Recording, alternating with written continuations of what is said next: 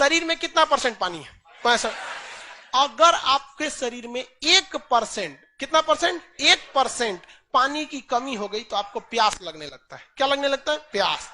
2% हो गया तो और तगड़ा प्यास, 3% हो गया तो और, 5% हो जाता है तो देहात में बोलते हैं एकदम तरास गई है एकदम।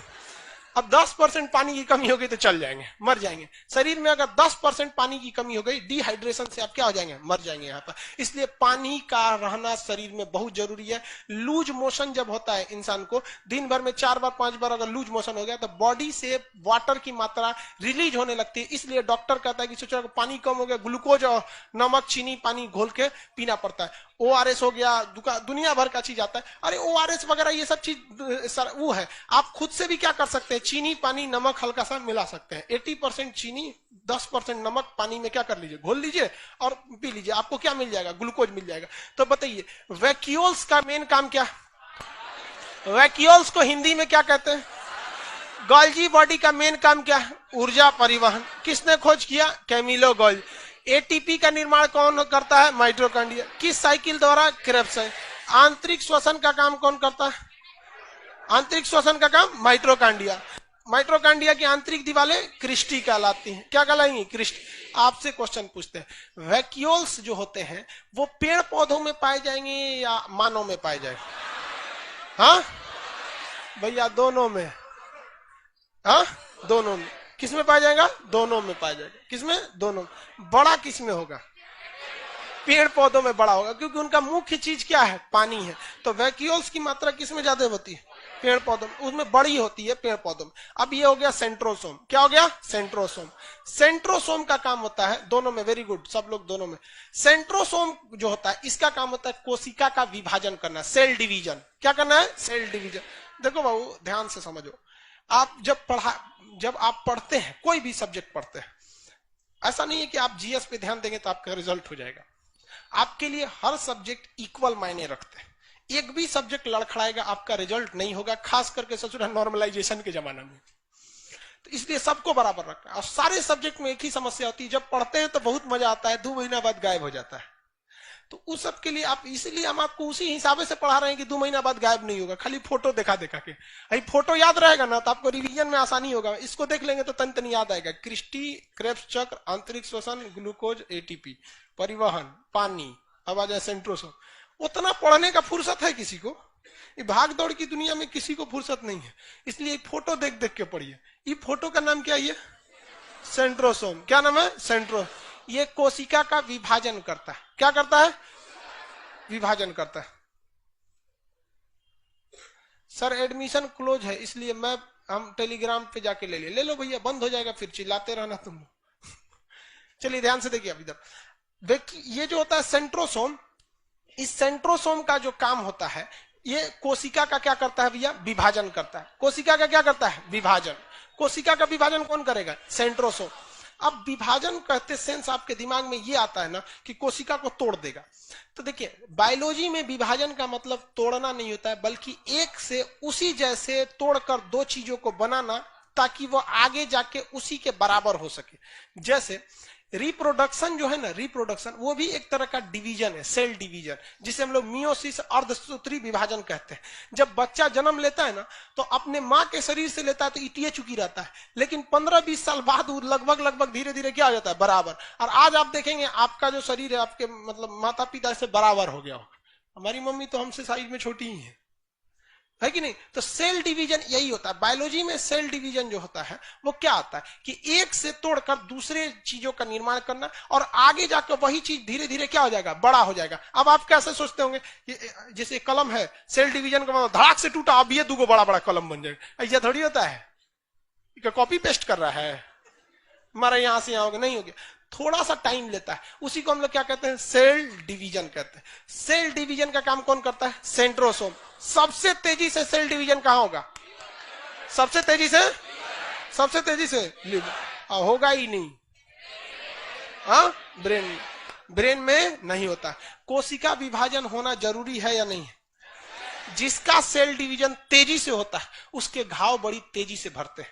शुगर नाम की बीमारी में, शुगर नाम की बीमारी में सेल डिवीजन बहुत ज्यादा इफेक्टेड नहीं होता है, थोड़ा कम होता है, लेकिन वहां घाव बनने की संभावना हो जाती है। इसलिए डॉक्टर ऑपरेशन से पहले आपका क्या चेक कराता है? शुगर। क्या चेक कराएगा? शुगर से। किसी किसी व्यक्ति में ये सेंट्रोसोम बहुत कमजोर होता है। क्या होता है? कमजोर होता है, जिस वजह से उसका कहीं कट पिट जाएगा, घाव वगैरह हो जाएगा, ससुरा जल्दी सही नहीं होगा। जो छोटे बच्चे होते हैं उनमें ये सेंट्रोसोम सबसे तेजी से एक्टिव होता है। ससुरा हर हफ्ते कहीं छील काट के आएगा, कहीं गिर गया, कहीं चौकी पे से गिर गया। देखिए जितना होशियार लड़के रहते हैं सब, बचपन में ही उनकी पहचान हो जाती है। होशियार रहेगा ना तो चौकी पे से गिर जाएगा, कभी इधर गिरेगा, कभी उधर गिरेगा, बदमाशी करेगा। और जितना भोद्दा रहेगा ना, चुपचाप बोतल में दूध पिएगा। बचपने से उसको समझ में आता है मौका निकलेगा इसे। और जितना देखिएगा बदमाशी ना, तकिया के नीचे गिरा के उस पर उतर जाता है सब। तो सेंट्रोसोम छोटे बच्चों में क्या होता है? बहुत ज्यादा होता है। इसलिए उनके टूट फूट जो भी चीजें होती हैं तो बहुत जल्दी सही हो जाती है। छोटा बच्चा का अगर हाथ टूटता है ना तो 10 दिन में सही हो जाता है। उसका देखिएगा, उसको खिलाते में कभी उसका हाथ में रुक जाएगा, कभी होगा। जैसे जैसे उम्र बढ़ता है ये सेंट्रोसोम उतना एक्टिव नहीं करता है। बुढ़ापा में हड्डी टूटती है तो जल्दी जुड़ती नहीं है। सबसे तेजी से कोशिका विभाजन कहां होता है? लेकिन समस्या समझिए, कोशिका विभाजन एक बहुत ही खतरनाक बीमारी को जन्म देती है। उस बीमारी का नाम है कैंसर। इतना खतरनाक बीमारी कि अब तक इसका कोई ठोस इलाज नहीं मिला। ये अलग बात है कि शुरुआती स्टेज में कैंसर पता चल जाता है तो अब उतना साइंटिस्ट आगे बढ़ चुके हैं कि ठीक हो जाता है। ये कोशिका विभाजन क्या होता है? जरूरत से ज्यादा अगर कोशिका विभाजन हो जाए, जितनी अंगों की जरूरत है, जैसे मान के चलिए मेरे लीवर में यहां ऐसे चोट लगा, कहीं 100 कोशिका टूट गई, तो भैया 100 की जगह 150 बन जाओ चलेगा, 100 बन जाओ और भी चलेगा, 80 रहे तो भी चलेगा, 100 की जगह 200 बन जाए तो भी चलेगा, 100 की जगह ससुरा 1.5 लाख बन जाएगा तो रहेगा कहां? जहां 100 कोशिकाओं की जगह वहां अगर 1.5 लाख कोशिका बन जाए तो अगल बगल को टकराने लगेगा। अब वो अब मान के चलिए बन गया, अब बनते जा रहा है, बनते जा रहा है, बनते जा रहा है, नहीं रुक रहा है, तो अब क्या करिएगा? तो इसको कहते हैं कीमियोथेरेपी इलाज होता है। डॉक्टर क्या करता है ना, सेकाई से, गामा रेस की मदद से जो एक्स्ट्रा कोशिकाएं बनी है उनको मार देता है। उनको क्या करता है? मारता है। तो मारने की वजह से आपका पूरा शरीर डिफेक्टेड हो जाता है। पूरा शरीर जब डिफेक्टेड हो जाता है तो इसमें सबसे पहले आपका बाल झड़ना चालू होता है। देखिएगा कीमियोथेरेपी अगर होगा ना किसी का कैंसर के इलाज में, टकला हो जाता है, बाल वगैरह क्या हो जाता है? झड़ जाता है। तो ये बहुत खराब इफेक्ट होता है शरीर। अब जैसे मान के चलिए घर की बिल्डिंग है, एगो पिलर को तोड़ना है तो ऐसा थोड़ी कि खाली ये पिलरवा टूट जाएगा बाकी पे कोई असर नहीं पड़ेगा, झंझना जाएगा सब तोड़ेंगे तो वही होता है यहाँ पे कोशिका विभाजन में। जब कभी भी सेल डिवीजन होता है तो सेल डिवीजन जरूरत से ज्यादा नहीं होना चाहिए। अगर जरूरत से ज्यादा हो गया तो क्या हो जाएगा? कैंसर हो जाएगा। कैंसर की संभावना सबसे ज्यादा कहां देखने को मिलेगी? लेकिन लीवर में क्या होता है? टूट फूट जब इसे होता है ना तो अपने से सही कर लेता है। इसमें यही एक खासियत हो जाती है। कैंसर की सबसे कम संभावना कहां देखने को मिलेगी? किसमें? ब्रेन। किसी को सुने ब्रेन कैंसर? ब्रेन ट्यूमर होता है, ब्रेन कैंसर नहीं होता, ब्रेन ट्यूमर होता है। देखिए ब्रेन जो बना होता है वो किसका बना होता है? न्यूरॉन का बना होता है। ब्रेन किस चीज का बना होता है? न्यूरॉन का। लेकिन ये जो ब्रेन है इसमें 2 टाइप के सेल पाए जाते हैं। एक होता है जिसका नाम है न्यूरॉन, एक होता है गिलियल सेल, गिलियल सेल। तो हमारा ब्रेन 90% किसका बना होता है? न्यूरॉन का, और 10% किसका होता है? गिलियल सेल का। 10% गिलियल सेल का। इस न्यूरॉन सेल में सेंट्रोसोम नहीं पाया जाता है, सेंट्रोसोम नहीं पाया जाता है, इसलिए हमारा ब्रेन कोशिका विभाजन नहीं करता है और कैंसर से मुक्त रहता है, कैंसर से मुक्त रहता है। लेकिन उसी ब्रेन में 10% क्या पाया गया है? गिलियर। इसमें ससुरा में सेंट्रोसोम होता है और इसमें अगर जरूरत से तेज विभाजन होने लगता है तो शुरुआती स्टेज को कहते हैं ट्यूमर, और ट्यूमर में ही जान ले लेता है किसी का। ब्रेन ट्यूमर हो गया ना तो क्या करेगा? जान लेके चला जाएगा, मर जाता है आदमी यहाँ पे। जैसे आप समझिए ध्यान से, रोटी जो होती है, रोटी जो खाने वाला रोटी है, या चावल जल्दी खराब नहीं होता है। आप सुबह का चावल 2 दिन बाद भी खाइएगा ना तो महके होकर, बंगाल में लोग खा लेते हैं, लोग उसको सूखा वगैरह के, बहुत जल्दी खराब नहीं होता है। लेकिन उसी चावल में एक थरिया चावल है, खराब नहीं होता है, लेकिन उसमें एक कलछुल दाल डाल दीजिए, अब 2 दिन बाद देखिए बजा जाएगा। बजाने का मतलब समझते हैं? कुछ ज्यादा ही खराब हो जाता है। खराब हो जाता है कि नहीं हो जाता है? उसमें और नहीं तो कुछ क्या कर दीजिए, बैगन वगन डाल दीजिए और खतरनाक हो जाएगा फिर वो। तो उसी तरह से 90% ये न्यूरॉन सेल होता है, इसमें सेंट्रोसोम नहीं पाया जाता। 10% गिलियल सेल में क्या पाया जाता है, सेंट्रोसोम, जिस वजह से वो क्या चालू हो जाता है, कोशिका का विभाजन चालू हो जाता है।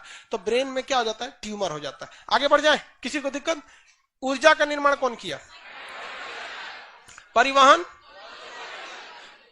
पानी किसने किया? वैक्यूल्स ने किया। और कोशिका का विभाजन, कोशिका विभाजन सेंट्रोस, कोशिका विभाजन। अब आता है ईआर। ईआर का मतलब होता है एंडोप्लाज्मिक रेटिकुलम। 4 बार बोलिएगा, याद हो जाएगा। Endoplasmic reticulum, endoplasmic reticulum. क्या होता है? Endoplasmic reticulum, endoplasmic reticulum. समझिए अब क्या होता है। एंडोप्लाज्मिक रेटिकुलम जो है वो कोशिका को फैला कर रखता है। जैसे कोशिका के अंदर वैक्यूल्स है, राजधानी है, ये सारी चीजें। अगर कोशिका पचक गया तो ये तो दब के मर जाएगा सर। जैसे ये क्लासरूम है, अगर पचक गया तो आप लोग का क्या हाल होगा? खत्म कहानी आप लोग का हो जाएगा। तो इस क्लासरूम को पचकने से कौन रोक रहा है? ये पिलर जो है सर, क्या है सब? पिलर। पूरा क्लासरूम है किस पे? हवा में है। पिलर हटा दीजिएगा तो खत्म कहानी हो जाएगी। ऊपर वाला दीवार से टच में ही नहीं है। ऊपर का जो शेड है वो दीवार से कहां टच में है? सारा का सारा चीज किस पर है? पिलर पर। किस पर है? पिलर पे। अगर पिलर गया चपाक से बैठ जाएगा, सब लोग मर जाएंगे। उसी तरह से ये पूरी कोशिका का पिलर कौन होता है? Endoplasmic reticulum, endoplasmic reticulum. अगर एंडोप्लाज्मिक रेटिकुलम को हटा देंगे तो कोशिका एक गुब्बारा की तरह हो जाएगा, जिसका कोई शेप साइज नहीं रहेगा, कभी इधर कभी इधर। अब गुब्बारा में पानी भर के रख देंगे, क्या वो सीधा खड़ा रहेगा? अजीब हो जाएगा। तो उसी लिए उसमें पिलर लगाया गया। हमारे शरीर में पिलर है कि नहीं है?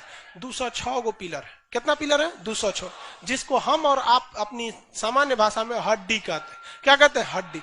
और अगर पिलर नहीं रहेगा ना तो जहां तहां भागने लगेगा। पेट देखते हैं, पेट, पेट में हड्डी है नहीं, तो पेट निकल जाता है। जैसे मेरा शुभारंभ हो गया है, पेट वगैरह मेरा निकलना चालू हो गया। अब देखिएगा किसी किसी का पेट जो निकलता है बुझाता है चौताल है, इसे इतना बड़ा हो जाता है पेट। अब उसे जो बिना पिलर का बहुत दिक्कत हो जाता है। मेरा बहुत जल्दी हो जाएगा लग रहा है। नहीं, अभी लॉकडाउन था ना, लॉकडाउन में आदमी घर का खाना मम्मी दबा के खिलाते रहती थी। हर 2 घंटा पे कुछ ना कुछ लेके चली आती खाने के लिए, ये खा लो, ये खा लो। अब यहाँ आ गया आदमी, अब टेंशन नहीं है। थोड़ा सा लॉकडाउन में मेहनत भी तो नहीं था ना, इसलिए निकल गया। तो देखिए पेट में पिलर उलर नहीं है तो इसका कोई शेप साइज है नहीं, जहां तहां चल जाता है। अरे कई कई को का मोटाता है ऐसा, तो इधर ई होता है, लगता है चूड़ीदार पैजामा है। यहाँ 4 गो परत जम जाता है। तो उसी तरह हमारे शरीर का कंकाल कौन होता है? जिस तरह हमारे शरीर को पचकने से कंकाल रोकता है, उसी तरह कोशिका को पचकने से कौन रोकता है? Endoplasmic reticulum. इसलिए कोशिका का कंकाल किसे कहते हैं? एंडोप्लाज्मिक। कोशिका को अंदर से सपोर्ट कौन देता है? Endoplasmic reticulum. विभाजन, पानी, परिवहन, ऊर्जा निर्माण, माइटोकॉन्ड्रिया। किसी को कोई दिक्कत नहीं है? आगे बढ़े।